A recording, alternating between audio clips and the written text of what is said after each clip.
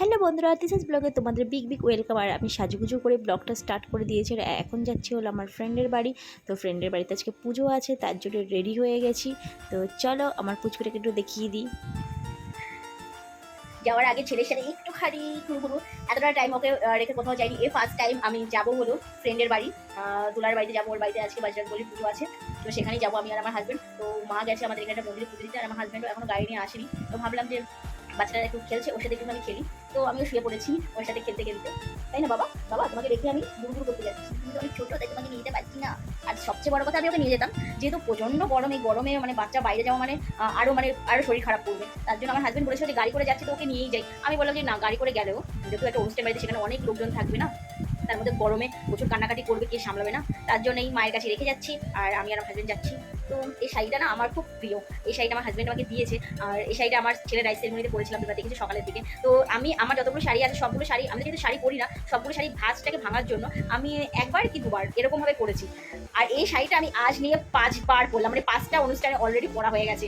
মানে আমাদের দোকানে যেমন হালকাতা হয়, সেখানে ওর একটা ফ্রেন্ডের বোর সাথ ছিল সেখানে, আমার ননদের বান্ধবীর ছেলের রাইস সেরেমনি সেখানে, আজকে পড়ছি আবার ছেলের রাইস সেরেমনিতে পড়ছি। টোটাল 5বার পড়ছি। মানে শাড়িটা আমার এত প্রিয়, মানে এখন যখনই কোনো অনুষ্ঠানে ইনভাইট করে, তখনই মনে হয় যে এই শাড়িটাই পরি। তো যাই হোক, শাড়ি নিয়ে অনেক কথা বলে নিলাম। আর আমার মা তো পুজো দিতে গেছে, বললাম ছেলের সাথে একটুখানি খেলা করি। তারপর আমার হাজব্যান্ডও আসছে, এই বাবা আমার হাজব্যান্ডও আসছে। তারপর যেতে যেতে যতটা পারবো ভিডিও তোমাদের সাথে শেয়ার করবো, আর আমি যতটা পারবো শেয়ার করবো। আর ফ্রেন্ডের বাড়ি যাচ্ছি, মানে হয়তো অতক্ষণ থাকতে পারবো না, আমি যাবো তো বলেইছি, মানে যেতে আসি যতটা সময়, আর ওর বাড়িতে আমি 8 ঘন্টা থাকবো, কারণ বাবুকে রেখে যাচ্ছি প্রথমবার। আমার টেনশনও প্রচন্ড হচ্ছে। তো চলো বন্ধুরা, এখন এখানে টাটা।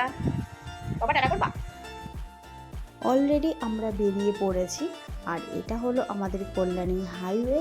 তো এই যে ব্রিজগুলো দেখতে পাচ্ছ, এগুলো এই রোডটাতে প্রায় ছোট ছোট 3-4টে ব্রিজ আছে। এগুলো সব নতুন হয়েছে। তো এই নতুন হওয়ার পরে ফার্স্ট টাইম আমি এই ব্রিজের ওপর দিয়ে যাচ্ছি। এমনিতেও আমি 2 বছর ধরে তো বেরোইনি। তো যাই হোক, ভীষণ ভালো লাগছে। আমার হাজব্যান্ড বলছে ভিডিও করে নাও, তো আমি একটু ভিডিও করে নিলাম। তারপর আমরা চলে এলাম পেট্রোল পাম্পে তেল ভরতে। তো এখানে একটু আলো ছিল, তাই নিজেদের ফেসটা একটু দেখিয়ে দিলাম। তারপর ফাইনালি চলে এসেছি প্রভুর দর্শন করতে। জয় সিয়ারাম, জয় বজরংবলী। আর এই যে সুন্দর যে প্যান্ডেলটা দেখতে পাচ্ছ, আর এই যে ডেকোরেশন ঠাকুরের পিছনে, এই পুরোটাই ওর হাজব্যান্ড করেছে।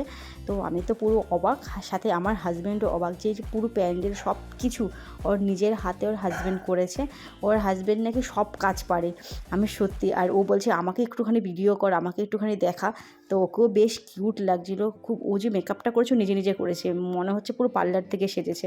তো যাই হোক বন্ধুরা, আমরা আবার অলরেডি ফিরছি, কারণ জানোই আমি ছেলেকে রেখে গেছি। তো ভীষণ ভালো লাগলো, ওদের বাড়িতে গেলাম। ওদের বাড়িতে খাবারে ছিল পোলাও, ছিল আলুর দম, পায়েস, চাটনি, প্রসাদ, সব কিছু খেয়ে বেশিক্ষণ আমরা দেরি করিনি, আমরা তাড়াতাড়ি ফিরে এসেছি। তো দেখতে পাচ্ছ। তো ব্লগটা কেমন লাগলো জানিও। আর আমার চ্যানেলে নতুন নতুন ভিডিও পাওয়ার জন্য অবশ্যই নোটিফিকেশন বেল আইকনটা অন করে রেখো। তো আজকের মতো ভিডিওটা এখানেই শেষ করলাম। চলো টাটা।